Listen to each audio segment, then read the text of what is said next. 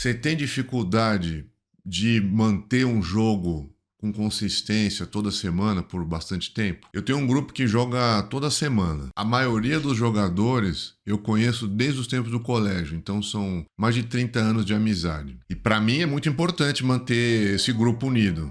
E antes eu tinha uma ideia do que o que importava era o jogo em si, só que não é só isso que importa. Hoje eu vou contar uma coisa que eu aprendi nesses 30 anos de RPG para vocês. Se vocês querem manter uma mesa consistente por um longo tempo, para criar investimento no jogo, se eu fosse começar uma mesa hoje, faria algumas coisas diferentes. E eu vou contar elas para você aqui hoje. Oi, eu sou o César e esse é o Dungeon Master Quest. Eu tô sempre tentando melhorar meus jogos de RPG ao máximo e aqui eu compartilho com vocês as coisas que eu aprendo. No vídeo de hoje eu vou compartilhar com vocês algumas ideias baseadas na minha experiência de como deixar sua mesa de RPG viva por um longo tempo. E a primeira coisa que a gente tem que fazer é, de repente, mudar a mentalidade. Porque por anos eu pensei que o meu papel era só criar o jogo. Que era a coisa mais importante era o jogo, a história em si, a aventura. Mas se você for ver, o trabalho do mestre é ser um anfitrião. A aventura, é claro, que é o motivo da reunião, que é legal, a atividade é legal, óbvio, né? Não podia jogar qualquer outra coisa, ou fazer qualquer outra coisa. Mas o que faz as pessoas voltarem não é só a aventura, é o ambiente, é encontrar os amigos, é a sensação de pertencimento. E aí tem uma coisa que acontece com frequência na minha sessão, isso acho que acontece em geral. É aquele momento no começo da sessão onde não chegou todo mundo ainda e o pessoal conversa sobre assuntos diversos, joga a conversa fora, fala sobre coisas da vida, essas coisas aí. Eu ficava meio preocupado com isso antes, pensando sob o prisma de, tá consumindo tempo de jogo, melhor eu acelerar aqui, porque senão não vai ter aventura. Só que se for ver, esse momento tem a sua importância. Hoje eu tenho o entendimento de que esse momento também faz parte da sessão, ou também é o jogo, que é uma oportunidade de fortalecer a amizade, né? Você se reconectar com seus amigos. Às vezes tem gente que tá jogando na sua mesa que começou um pouco depois, não conhece todo mundo, não tá tão à vontade. Então esse momento é uma oportunidade das pessoas ficarem mais próximas, né? Criar laço de amizade. Aliás, curiosidade minha aqui. Vocês gastam tempo falando bobagem antes de começar o jogo? Acontece isso na mesa de vocês? Ou vocês preferem que o jogo comece logo aí? Me conta aí nos comentários. E aí tem também a arte de ouvir. Uma vez que você entende que o jogo é também sobre as pessoas, aí seu papel como mestre muda um pouco. Aí você para de pensar do tipo assim como um autor e liga o modo curador. Um curador das ideias sugeridas pelos jogadores e da energia, né, deles na mesa. A reação a certas cenas ou certas ideias.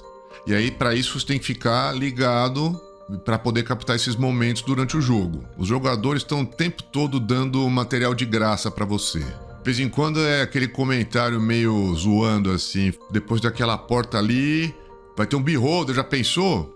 Opa, peraí, será que não é uma oportunidade de você fazer alguma coisa com isso? Aí da próxima vez que acontecer, coloca um beholder lá. Ou se for muito forte, coloca, de repente, pistas de que teve um beholder lá, gente petrificada, sinais de uso dos integração. O importante é incorporar a ideia do jogador. Ele vai provavelmente gostar. E isso se estende para a construção do mundo também, meio parecido com a ideia da sessão 0 que a gente falou em outro vídeo. Eu, por algum motivo, não fazia isso antes. Eu comecei a fazer recentemente. E eu tô gostando muito mais desse estilo. Em vez de ficar me preocupando em planejar muitos detalhes de tudo, por exemplo, de uma cidade qualquer, né? Eu adoro tabela aleatória, né? Então ficar rolando resultado em tabela para pensar nas diferentes, lojas que vão ter na cidade, ou se as pessoas vão ter um costume curioso. É legal também, se você gostar, claro que faz, né? Quem que sou eu para falar aqui, né? É mais leve para você não gastar seu tempo planejando isso e também você usa essa oportunidade para pedir colaboração dos caras. Chega para um dos jogadores, você é daqui. Qual que é a melhor taverna? Por que essa taverna é diferente das outras? Ou para outro jogador, né? Ó, você conhece o submundo daqui. Quem é o figurão do submundo? O que eles fazem? Por que eles são perigosos? Como a gente já falou anteriormente. E conforme isso, assim, é bom fazer durante a campanha, ao desenvolver dos jogos, das aventuras, que quanto mais o tempo passa, parece que fica mais fácil de, até para os jogadores, sugerirem alguma ideia, né? Faz mais sentido, eles estão mais... Já aconteceu um tanto de coisas, eles já jogaram um tanto com o personagem deles, já para decidir mais ou menos como esse personagem é. Então certas decisões deles vão fazer sentido. De repente os resultados das sugestões deles viraram cenas legais e eles gostaram, então acho que tudo começa a ficar um pouco mais natural. Claro que tem o risco do cara virar e falar assim pra você: ah, nessa cidade as árvores são feitas de macarrão, por exemplo, algum absurdo desse, alguma loucura dessa. Bom, aí você pode perguntar pro cara, tá, por quê? Vamos ver, de repente o cara solta uma coisa coerente e sei lá, foda-se, é de macarrão, não sei. Mas pode ter uma chance do cara tá te avacalhando, né? Ou avacalhando o jogo. Aí você vai descobrir agora se o cara tá avacalhando ou não.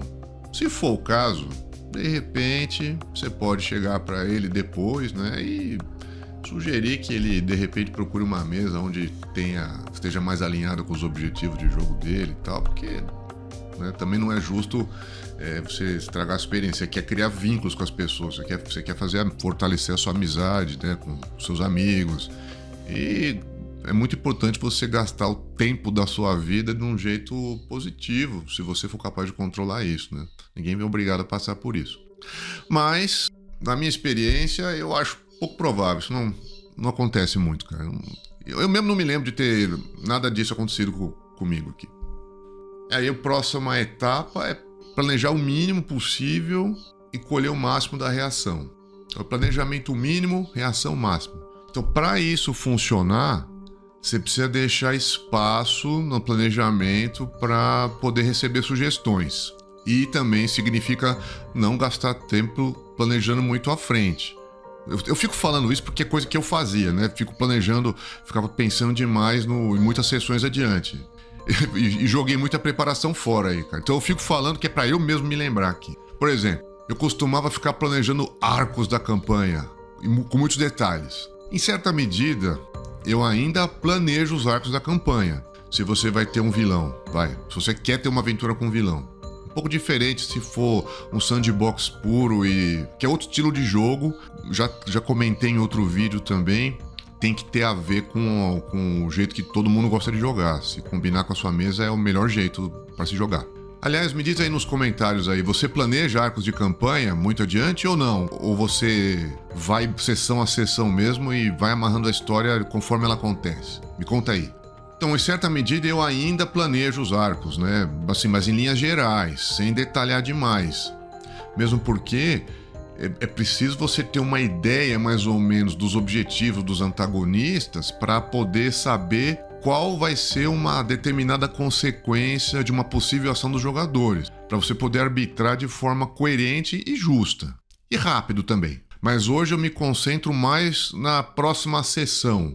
Eu sei qual que é o problema imediato, sei os objetivos e linhas gerais dos antagonistas, e aí eu mantenho a atenção no que os jogadores estão fazendo. Nas ideias que eles discutem entre si para resolver um determinado problema, ou as hipóteses que ele tem do que está causando o quê. E aí sim, eu pego essas ideias, se elas fizerem minimamente sentido, vou incorporar.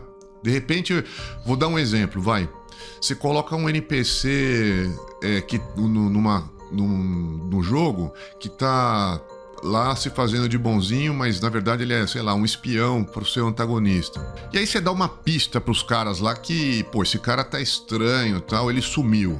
De repente, pode acontecer uma coisa depois disso que os caras levarem a crer que, na verdade, não, o cara não era espião, que tava todo mundo lá na cidade mancomunado era do mal. Aí acontece uma coisa com os caras interpretaram que tava todo mundo tentando enganar eles.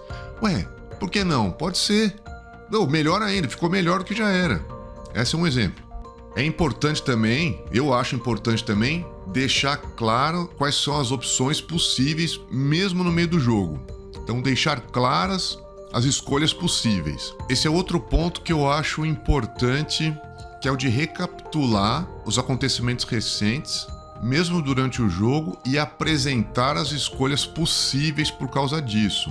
De vez em quando os caras distraem. Eu me distraio também quando eu tô jogando assim. Às vezes eu esqueço. Às vezes você não prestou atenção em algum momento. É impossível. Esquece, cara. Ninguém vai ficar prestando atenção o tempo inteiro. A sessão demora às vezes 3, 4 horas. Quem que fica prestando atenção 100% do tempo? Ninguém, cara. Então, essas recapituladas ajudam os caras a tomar uma decisão informada. Antes de um ponto importante de que possa ter uma consequência um pouco mais importante no seu jogo, dá uma recapitulada nas possíveis escolhas. Por exemplo, vocês podem atacar o acampamento dos orcs pela frente, olhando, vocês julgam que é possível, mas é mais perigoso, mas vai ser mais direto. Ou vocês podem tentar gastar mais tempo e achar uma entrada alternativa e causar menos estardalhaço. Vai ser mais seguro, mas vai demorar mais. Aí quando você dá as opções, fica claro para eles quais vão ser as recompensas e os riscos de cada escolha. Aí você vai tomando nota das decisões deles e dos motivos das decisões, né? E bom, vai usando o material para construir o resto. Bom, essa parte provavelmente você já sabe. Tem uma outra coisa legal para fortalecer sua mesa: criar uma linguagem interna no grupo. As experiências que vocês vão vivendo nos jogos vai se solidificando com o tempo, né? E dá para criar uma identidade a partir disso, né? E vem de coisas pequenas. Por exemplo, de repente criar apelidos para os personagens dos jogadores baseados em algum acontecimento numa aventura, né? Sei lá, um dos jogadores foi tentar arrombar uma porta e por algum motivo ele não conseguia de jeito nenhum. Aí vira o Grog, o arrombador de porta. O pessoal vai lembrar o porquê. Tipo piadas internas baseadas em coisas que aconteceram no seu jogo. É uma maneira de você reforçar a memória coletiva do grupo. Esses momentos, eles têm potencial de ser aquelas memórias, se tornar aquelas memórias que, se passar anos, aí vocês vão lembrar da cena em específico. Não precisa ser mecânico isso aí, né? Mas aproveita a oportunidade quando aparecer. Reforça essas memórias desses momentos aí. Então, resumindo, se eu fosse começar uma mesa nova, eu não ia me preocupar tanto em criar a campanha perfeita, a aventura mais legal de todas. Em vez disso, eu ia me concentrar em criar a melhor experiência possível para esse grupo de amigos. Então eu ia abraçar mais tranquilamente a baboseira no começo da sessão, onde se fala de qualquer bobagem e só conversa jogada fora mesmo. Prestaria mais atenção nas ideias dos jogadores e incorporaria isso nos meus jogos, nos próximos jogos. Planejaria somente o imediato, me concentrando no que está acontecendo agora, para poder deixar a campanha mais flexível, para adaptar as ideias sugeridas pelos jogadores. Ia cultivar uma cultura de grupo, com apelidos, piada interna e recapitulações e rememorações desses momentos. Para mim, o RPG é uma atividade que eu gosto muito, gosto da atividade em si, mas ela é muito importante para eu manter o convívio com meus amigos. Principalmente a partir de uma certa época da vida, né? Quando você fica um pouco mais velho, é fácil, você fica com o seu tempo facilmente tomado pelas obrigações, pelos compromissos importantes que você tem na vida, que são importantes.